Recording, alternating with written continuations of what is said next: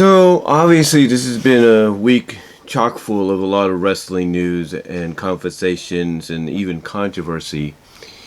And one of the biggest news items, controversies, conversations that's been talked about is everybody wanting to know what Eric Bischoff had to say in rebuttal to what Tony Khan said, to what Eric had originally talked about when he basically, quote unquote, said to Tony, "Don't worry about this.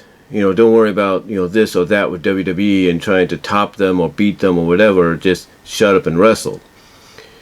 Well, Tony Khan responded in his own unique way, and he pointed out that Eric, of all people, is one to talk, since he visually relished the fact that he was beating WWE 83 weeks in a row, and to the point that visually on screen, and even I've mentioned this because I think, like a lot of you, I saw this happen live when it did.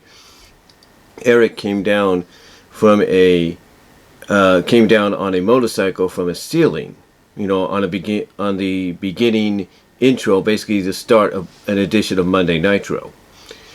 Well, everybody was waiting for Eric to rebuttal himself, and he did. And what's crazy is a lot of people compare what Eric says here to what he said previously, and some would kind of say that Eric won the battle this time. Like, round 1 went to him, round 2 went to Tony, and now, basically the first round went to Tony because of Tony's rebuttal, but that round 2 went to Eric. And yeah, like I said, everybody pretty much feels that way, about what he had to say in response. Especially when it comes to one CM Punk, and we'll get into that in a moment. But right here, this is from Cultaholic Wrestling, and a website, and you can find this, I think, at Sportskeeda. You can find this anywhere. This is somewhat of a transcript. I printed this out. I'm not going to read it off my computer. I'm going to read it off here. But this is basically a transcript of what Eric Bischoff said in one of his recent podcasts of 83 Weeks, which, of course, is named for the fact that he beat WWE 83 weeks in a row. Now, this article was put together by Mitch Wadden, that's W-A-D-D-O-N, Wadden, Mitch Radden, and he entitled the article, "Eric Bischoff, Tony Khan is manipulating data to make AEW seem competitive with WWE." Well, basically, he's quoting something that Eric, said in his podcast, and I think he brings it up here in the thing, here in the article, in the transcript. Basically, the headline title is, "Eric Bischoff, quote, Tony Khan is manipulating data to make AEW seem competitive with WWE." And then he subtitles it, "The latest in the war of words between the two." Now, he published this on the 25th of this week, of this month, at 4 o'clock Pacific time. Now, again, this is something that a lot of people were looking forward to see how Eric would rebuttal, rebuttal back, at Tony Khan, for Tony Khan rebuttaling at him. And again, a lot of people pretty much feel that Tony Khan won the first round, that this round, it belonged to Eric Bischoff. Just barely. And this is, what he had to say. And this is about 5 pages worth of an article, so I'm going to try to get through it as quickly as I can. But this is what the article says, and I quote. Again, this is an article by Mitch Wadden from Cultaholic Wrestling. And this is what the article says, and I quote. "Eric Bischoff has responded to Tony Khan's most recent remarks regarding the former WCW President's suggestions that the AEW boss should, quote, shut up and let his wrestling promotion focus on what they're good at. Bischoff and Khan have engaged in an exchange of ideas over the past few weeks through different mediums, and Bischoff has now spoken again, highlighting that he likes Tony Khan and what he's trying to do with AEW. However, Bischoff believes Tony Khan is turning data and numbers around to try and appear competitive to WWE when, in reality, there is no head-to-head competition between the two. Speaking on the latest 83 Weeks podcast, Bischoff said, and I quote, this is Eric Bischoff that he's quoting, and I quote, this is Eric Bischoff, and I quote, The core of this debate, and it is a debate, because again, I'm fully supportive of Tony and AEW and everybody there. The core of this is though is not that Tony spoke out, not that Tony's proud of his company, not that Tony even speaks out rather aggressively about his product. He should do that. I would be disappointed if he didn't do that. But it's the manipulation of data to create the impression that there is this head-to-head competition. Continuing on, and we quote Eric Bischoff, "This all started way before, and I never commented on this stuff before because I don't have a dog in the hunt, and it's fun to watch. To suggest as has been going on for quite some time, that based on a percentage of a demo compared to a show that's on a completely different night against completely different competition, that somehow that correlates to AEW being more popular or a better product. I have an issue with that. Not an issue with believing, as Tony obviously does, and the talent obviously does, as well as they should, that they're a better product. Subjectively, I would agree in many cases, and have many times on social media. I've been equally as, I'm going to use the word critically, but I don't mean to be critical, it's more of a constructive criticism. I've spoken out consistently about the WWE product, and what I feel is wrong with it from the lack of storylines, lack of structural storylines that have an arc built, and create anticipation. To me, that's a huge problem with WWE, and I've been more than free with my comments in that regard, both before I went to, and it kind of cut off there, before I went to WWE, I think that's what he's trying to say. But the idea that number one, AEW has more often than not, but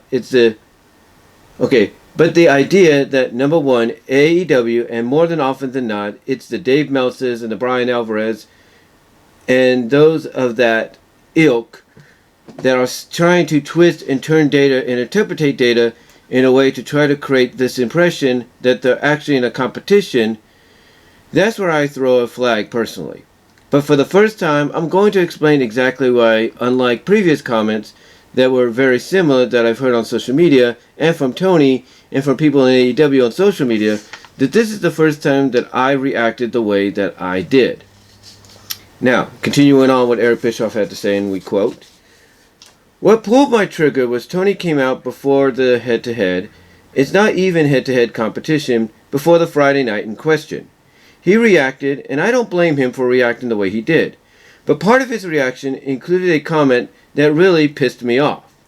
When Tony came out and said, if Ted Turner knew 1% about what I do about professional wrestling, WCW would still be in business. That lit my blank fuse for a couple of reasons." And a quote, continuing on, and I quote, "For all the people, I'm guessing, that are tuning into this podcast to hear what my follow-up is, let me point out a couple of things.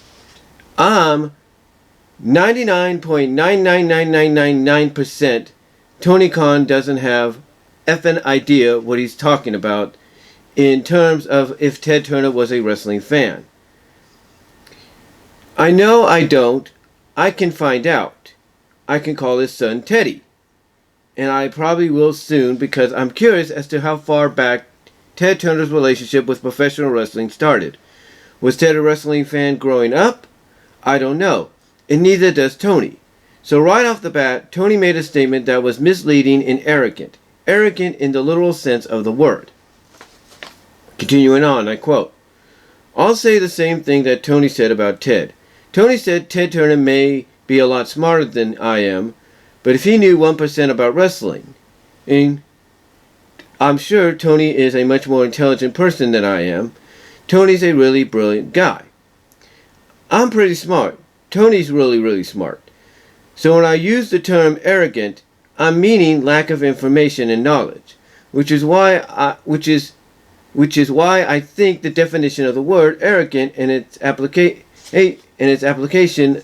here, or basically applies here. Number one, it was an arrogant statement for Tony to compare himself to Ted Turner. If there's anything that's laughable, that's it. The last time I checked, the T in TNT and the T in TBS stands for Turner, which is a media empire that Ted started from scratch. For Tony to be in the position he is, and AEW is on a Ted Turner network, to come out and suggest Ted knew nothing about professional wrestling, which he doesn't know if that's true or not. What made it worse, and that is like the height of the little definition of arrogance, and this one is self-inflicted. For Tony to suggest that if Ted knew as much about professional wrestling as Tony Khan does, then WCW would still be around? I'm going to ask Guy Evans to send Tony the Nitro book he wrote. Guy interviewed over 100 people from Turner, who at the time, some of them worked for me. They were people that reported to me. Some of them didn't even report to me. They reported to others who reported to me. They were down the corporate food chain, so to speak, the flow chart, if you will. But Guy also interviewed people that were way, way above my pay grade, that were hands-on instrumental in Turner at the time of the AOL Time Warner merger, and all the things that represented. And most of them were very negative. Those executives know why WCW isn't around. All of that is in the book, and all Tony has to do is read that book. And Tony would realize that it wasn't because Ted Turner didn't know 1% of what Tony Khan knows about professional wrestling. That was a really stupid comment to make. I was very disappointed to hear it. I've said stupid things. I'm capable of that. I'll probably say some stupid things on this podcast. I get it. When you're emotionally charged and you're involved and in a fight, sometimes dumb shit comes out of your mouth. Guilty as charged. But that one lit me up. I reacted viscerally,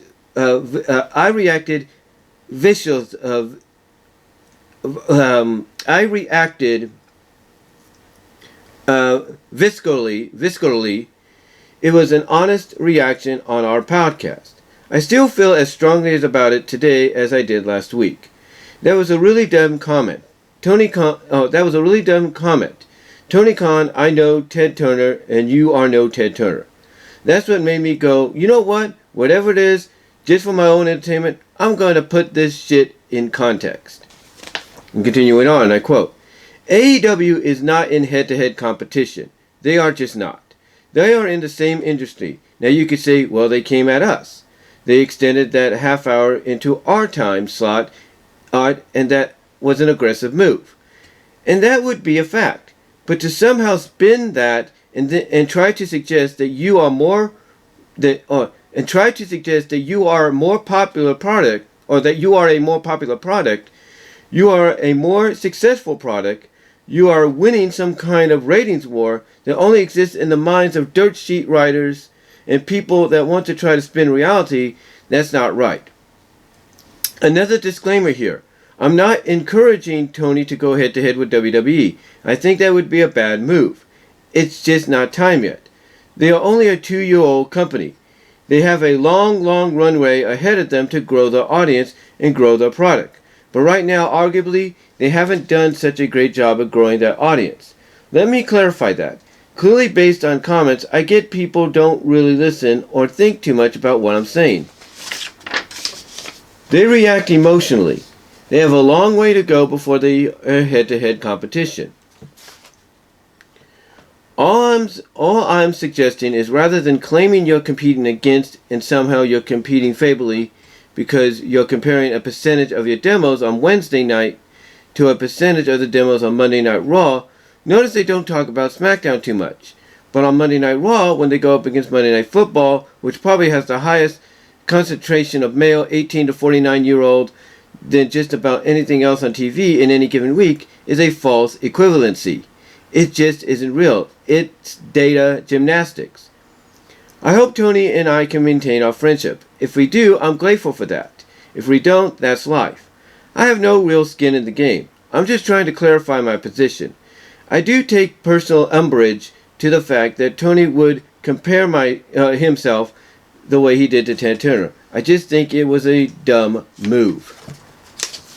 And that's coming from Eric Bischoff. And honestly, he does have a point. And the one thing that, sticks out to me here is towards the end. When basically he states, and I quote, that you are winning, when he states, and I quote, that basically you're trying to spin and suggest that you are a more popular product and you're a more successful product, that you're winning some kind of ratings war that only exists in your minds of dirt sheet writers and people that want to try to spin reality.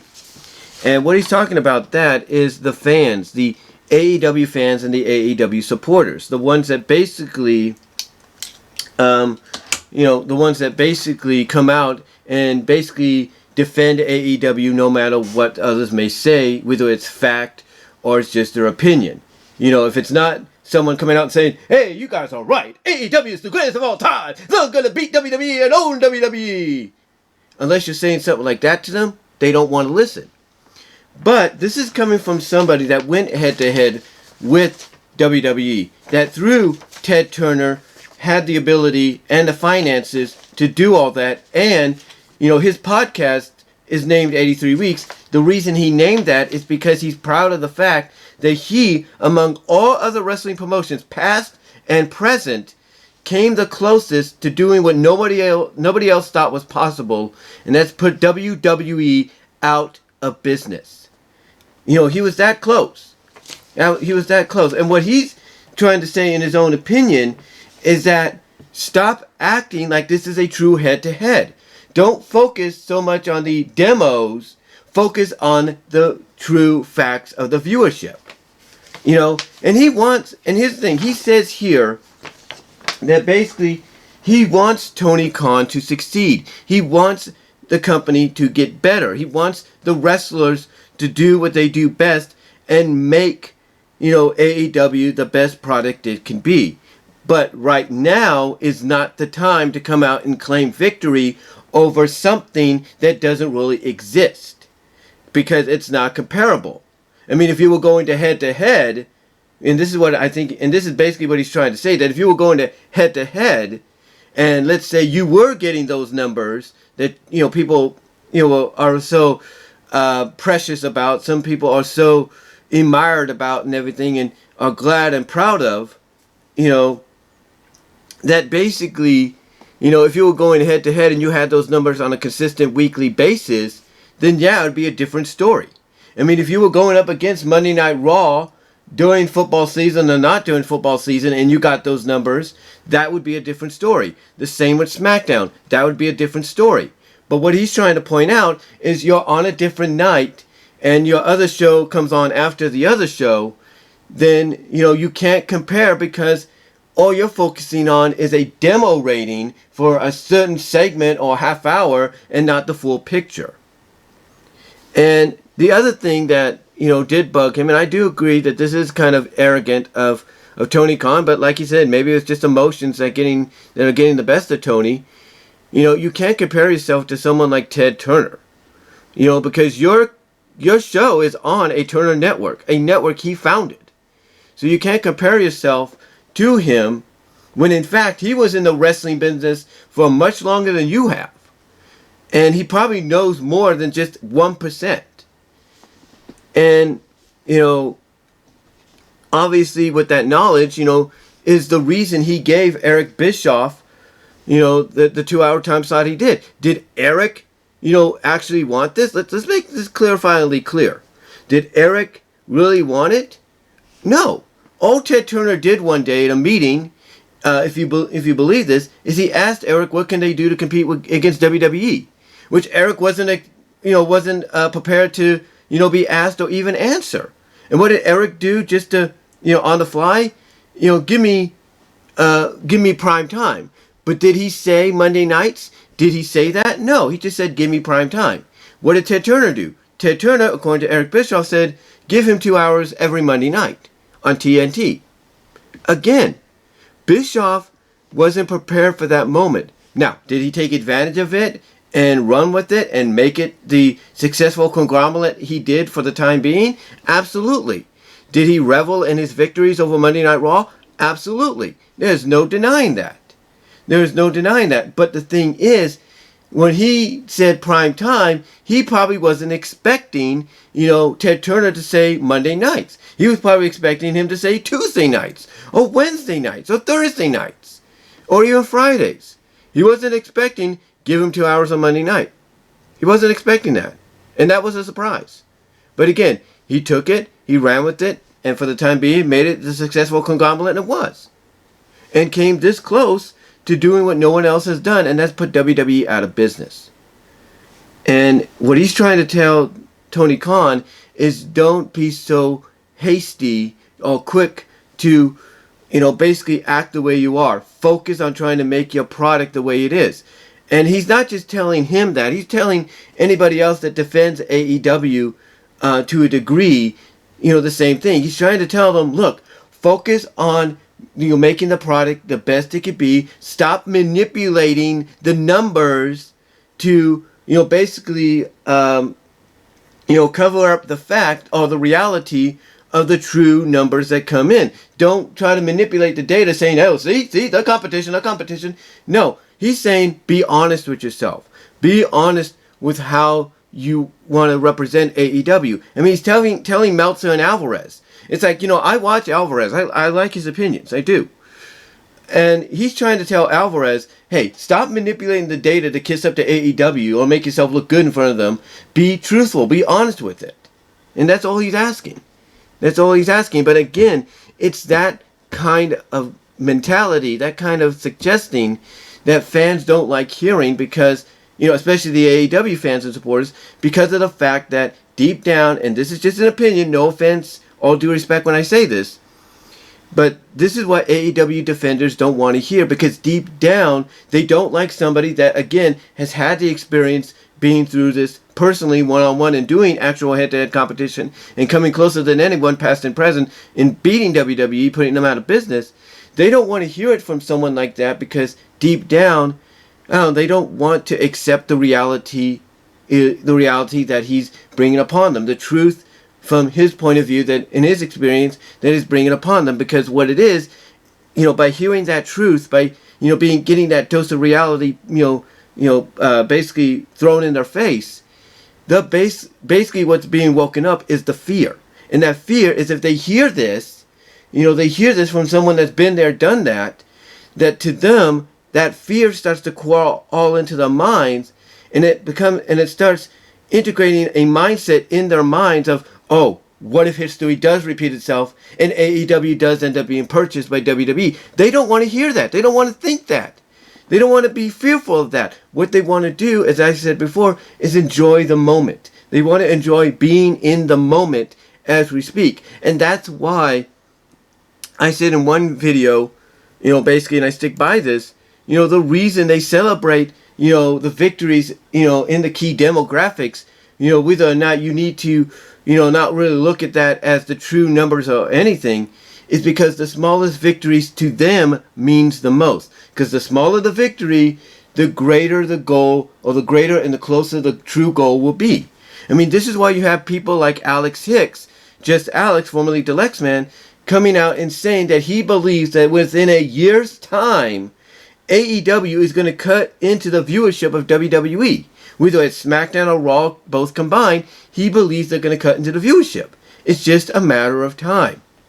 And the other reason fans like Alex and, supporters like Alvarez and, all these people out there, say these things and believe these things wholeheartedly is because, as I said before, they are rebelling.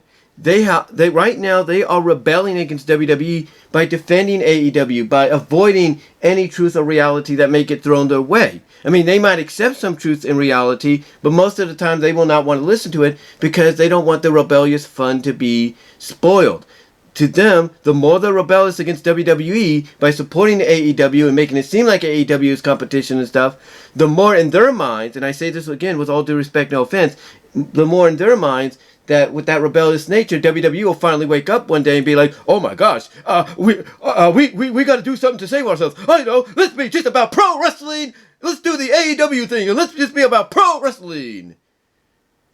That's their mindset. And again, I say that in kind of react, and what I'm trying to say is I say that with all due respect, no offense, and it's even in that little parody or acting, if you will, or dramatization, whatever you want to call it.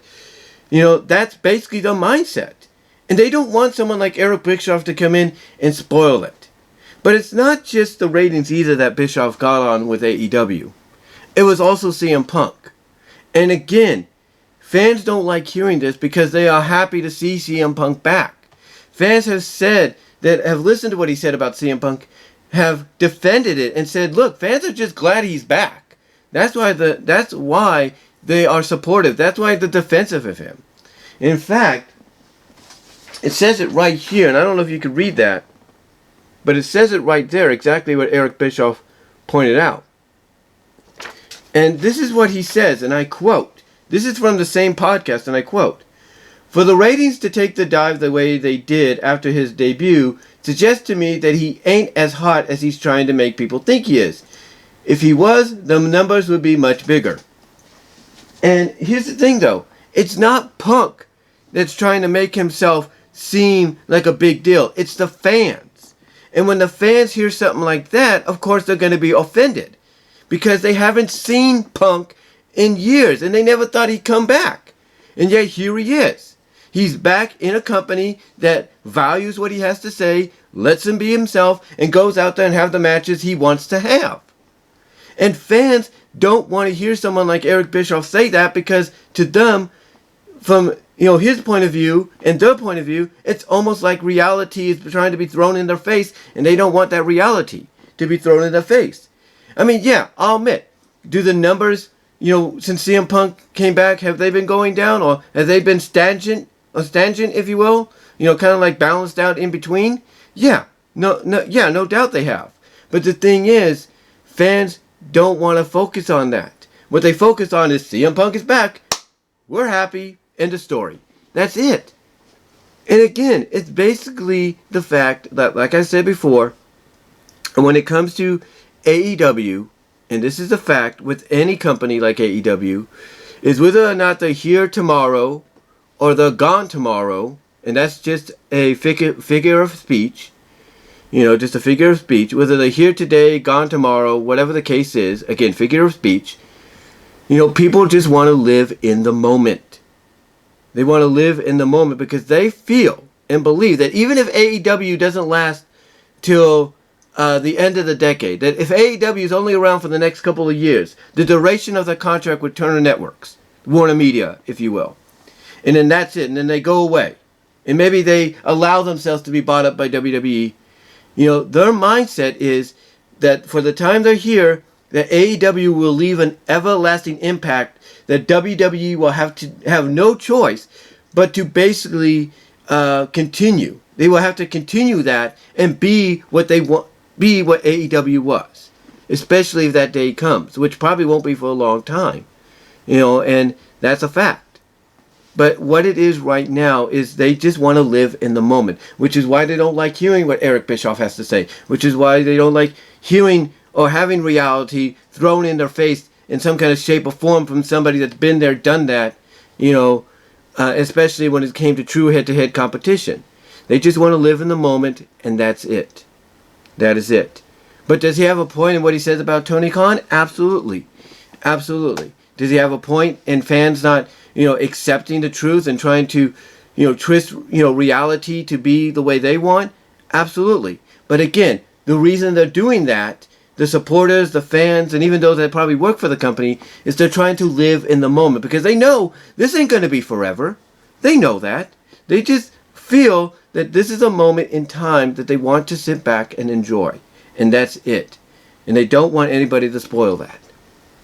But honestly, but honestly though, looking at what he had to say there besides the CM Punk thing, or with the exception of the CM Punk thing, he does have a point, in his own way. And it definitely shows that between this exchange of words, if you will, this exchange of words between him and Kahn, that, like I said, Tony Khan won the first round, Eric Bischoff here won the second. And I don't think we can deny that. With the exception of what he said about Punk, he won this round. The only question now is who's going to win the third. We'll have to see. But what do you guys think?